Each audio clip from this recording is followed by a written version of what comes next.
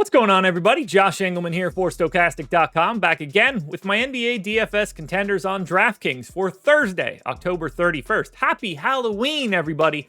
Hit that like button, subscribe to the channel, hit the notification bell so you know when everything goes live. Follow me on Twitter, at Josh Engleman. We had a crazy one yesterday. The amount of value by the time we got to lock made this video look very different. Today, might be the same thing.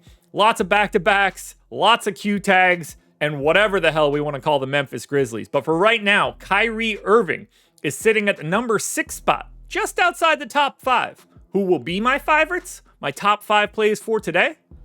It's time to find out. First up at number 5, I've got the guard from the opposite side of that game. That's going to be Fred VanVleet. He is point guard only, 7K, projected for 17 points, 7 assists, close to 4 rebounds, and 2 stocks. He's playing at least 36 minutes in a competitive game, if not more.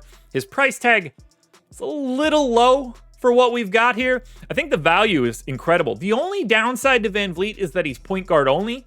Doesn't bother me too much. This is one of the few games that doesn't have a team coming in on a back-to-back, and neither one of them are weird with their rotation, and certainly the rotation means nothing to Fred VanVleet. So I feel pretty comfortable here that we're going to be seeing Fred VanVleet in and around this top 5 all day. To Los Angeles we go for Norm Powell. He's shooting guard, small forward eligible. Best position you could find. Shooting guard, small forward, guard, forward, utility. Can't ask for anything better. 5,600, projected for, God, what a terrible stat line. 20 points, 3 rebounds, 1 assist, 1 stock. It's all points for Norm Powell. If this dude's not scoring well over 20, he's probably not going to be the guy. You need some real good randomness on your side for rebounds, assists, steals, and blocks, but that's okay. At 5,600 with that eligibility, given the fact that he's going to be like a 26+% usage dude, the scoring should be there. Phoenix, not exactly the best defense in the world, so shouldn't meet too much resistance on that side either.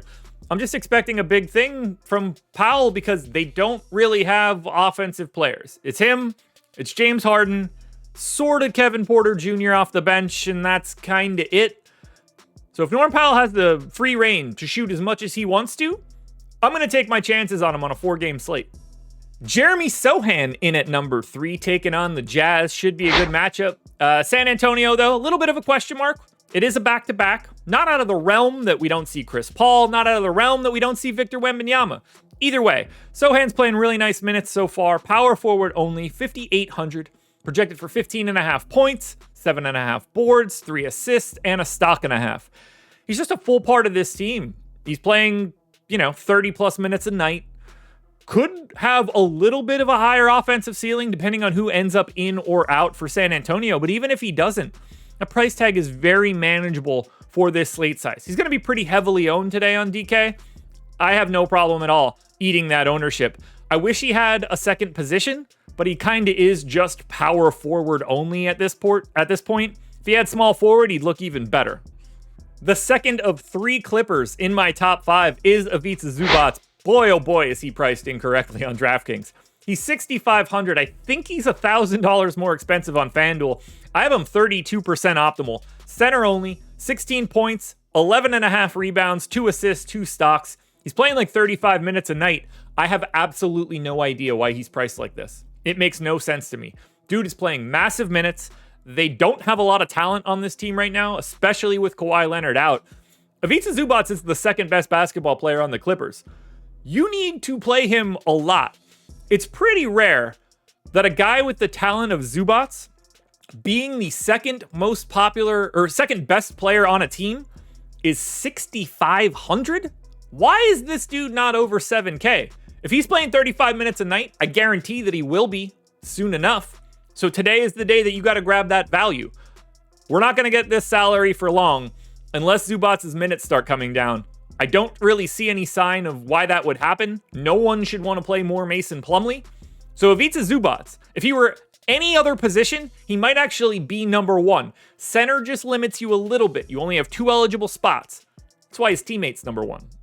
And that teammate would be James Harden, 34% optimal, point guard only, 9,100, projected for 24 points, 10 assists, 6 boards, 2 stocks. Certainly a shot, outside shot that is, at a triple-double. Looks very likely for a double-double. He gets to do whatever he wants right now. Paul George, no longer on this team. Kawhi Leonard, for all intents and purposes, no longer on this team.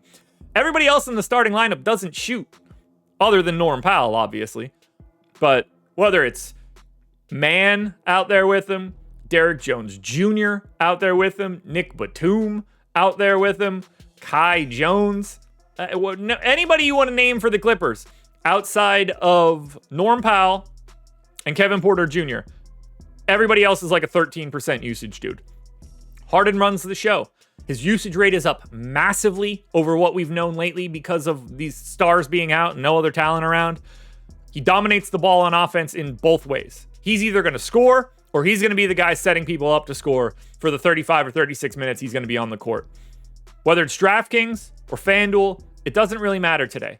James Harden, assuming he plays on the back-to-back, he is absolutely positively my number one contender. Alrighty, folks, that will do it. Those are my NBA DFS contenders on DraftKings for Thursday, October 31st. Boo, everybody. Boo. Don't be afraid to hit that like button. Follow me on Twitter at Josh Engleman. I post updates to this video on my Twitter feed for DraftKings and FanDuel every day, usually around 4 o'clock, so you don't want to miss it. Lots of stuff changes, in particular today. Lots of back-to-backs and a lot of weird injury news. Good luck, everybody. I'll see you guys tomorrow.